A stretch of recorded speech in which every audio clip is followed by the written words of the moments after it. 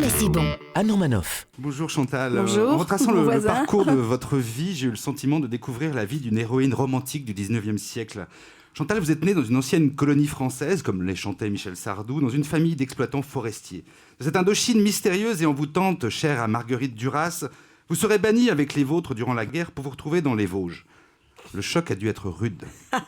Passer de Saigon à Épinal, Un revirement.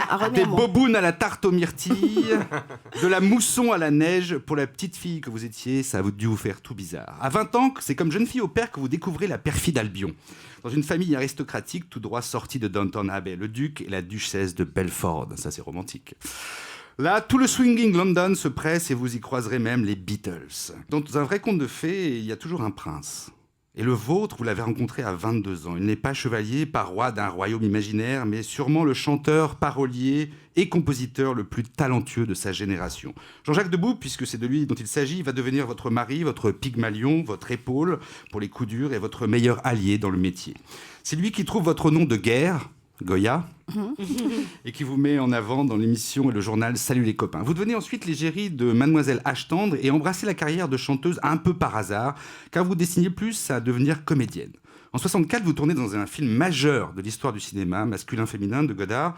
En fait, beaucoup d'actrices devraient prendre exemple sur vous, car il est préférable de tourner dans un seul chef-d'œuvre plutôt que d'enchaîner les navets, et je ne dis pas ça pour Mathilde Seigné. Oh, j'aime Après bien avoir pris Ah le non, temps j'adore Mathilde. Mais moi aussi. Bon, ben Je voilà. dis pas ça pour elle. Après avoir pris le temps d'élever vos enfants, tandis que le prince debout écrit des chansons et se produit sur scène, vous remplacez au pied levé Bardot dans une émission de télé et en 1975, vous montez dans une émission consacrée à Carlos, accompagné d'un groupe d'enfants. Et c'est un énorme succès.